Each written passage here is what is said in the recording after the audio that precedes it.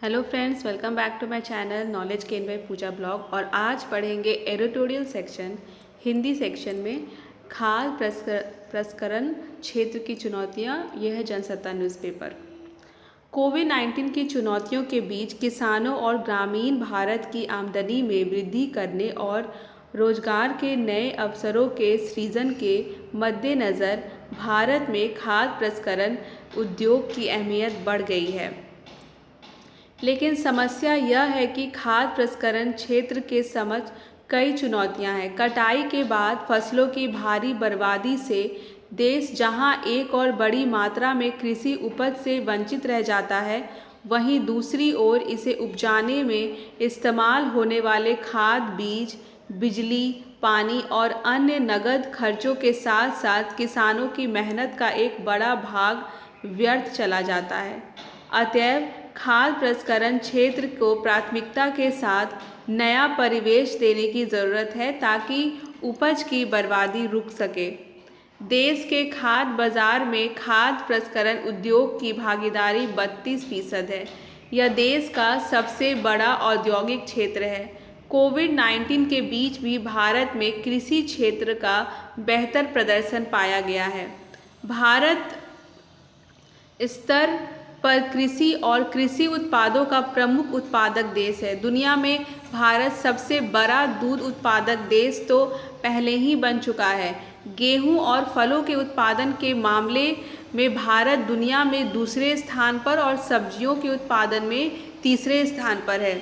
इसके अलावा भारत को केला, आम, अमरूद, पपीता, अदरक, चावल, चाय, गन्ना, काजू, नारियल, इलायची और काली मिर्च जैसे खाद्य पदार्थों के प्रमुख उत्पादक के रूप में भी जाना जाता है।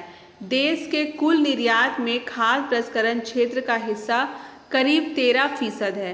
भारत में खाद्य प्रसंस्करण क्षेत्र के विकास की संभावनाएं काफ़ी प्रबल हैं।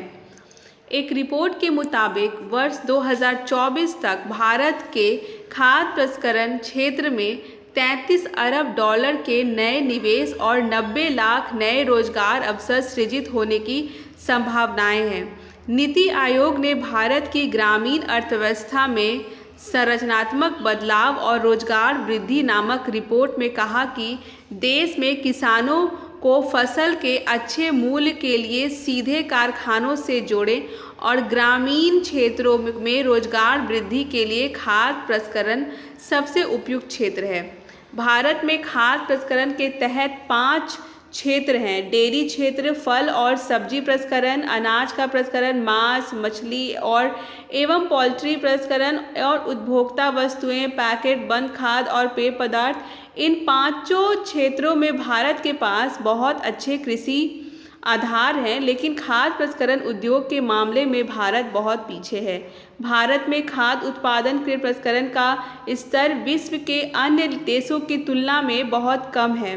भारतीय उद्योग परिसंघ की रिपोर्ट के मुताबिक भारत में कुल खाद्य उत्पादन का 10% से भी कम हिस्सा प्रसंस्कृत होता है, जबकि फिलीपींस, अमेरिका, चीन सहित दुनिया के कई देशों में खाद्य प्रसंस्करण भारत की तुलना में कई गुना अधिक है। अखिल भारतीय समिति अनुसंधान परियोजना के तहत 45 प्रमुख खाद्य उत्पादों की बर्बादी के लिए देशव्यापी अध्ययन में पाया गया कि देश में हर साल 92,000 करोड़ रुपए से अधिक के खाद्य उत्पाद बर्बाद हो रहे हैं और सबसे ज़्यादा बर्बादी सब्जियों और फलों की होती है। खाद्य प्रसंस्करण क्षेत्र कृषि और विनिर्माण दोनों क्षेत्रों का महत्वपूर्ण घटक है। जहां खाद्य प्रसंस्करण कृषि क्षेत्र में किसानों की आय बढ़ाने में मदद करता है, वहीं इसकी बदौलत फसल उत्पादन में वृद्धि और उसका मूल्य वर्धन होता है। खाद्य प्रसंस्करण उद्योग से उपज का अधिकतम इस्तेमाल हो पाता है और प्रसंस्कृत वस्तुएं सुरक्षित और साफ सुथरी स्थिति में पहुंच जाती है। इसके अलावा खाद्य प्रसंस्करण क्षेत्र असंगठित क्षेत्र के श्रमिकों और महिलाओं के रोजगार में भी अहम भूमिका निभाता है। कई अन्य पूंजी आधारित उद्योगों की तुलना में यह क्षेत्र ज़्यादा रोजगार प्रदान करता है। अन्य क्षेत्रों में स्वचालन, रोबोट जैसी उभरती प्रौद्योगिकी से रोजगार के खतरों को देखते हुए बड़ी संख्या में लोगों को रोजगार देने के लिए खाद्य प्रसंस्करण उद्योग की अहमियत बढ़ गई है।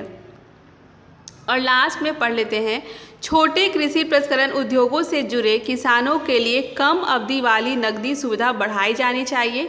साथ ही सामूहिकता को बढ़ावा देने, कृषि आधारित अधिक खाद्य प्रसंस्करण समूह स्थापित करने, विभिन्न चरणों में नियमित रूप से बुनियादी ढांचे की सुविधा को बनाए रखने, कच्चे माल की आपूर्तिकर्ताओं और प्रसंस्करण इकाइयों के बीच मजबूत संबंध बनाने के लिए बाजारों का गांव से संपर्क बेहतर करने के काम को प्राथमिकता भी दी जानी चाहिए। लेकिन सबसे पहला कदम फसलों की कटाई के बाद फसल की बर्बादी रोकने का हो, तभी बेहतर खाद्य सुरक्षा, गुणवत्ता प्रमाणन व्यवस्था, तकनीकी अध्ययन और आपूर्ति सुधार जैसे कदमों का लाभ मिल पाएगा। तो ये था आज का टॉपिक, खाद्य प्रसंस्करण क्षेत्र की चुनौतियाँ, और ये बीपीएससी एग्ज़ाम के लिए बहुत ही ज़रूरी है। से रेगुलर वीडियो आएगा जो बीपीएससी में क्या एग्ज़ाम के लिए क्या पढ़ना है, इस बार के लिए नहीं, अगले साल जो आएगा उसके लिए, क्योंकि स्टेप बाय स्टेप जब हम लोग आगे पढ़ेंगे तो बहुत ही फ़ायदा करेगा। धन्यवाद।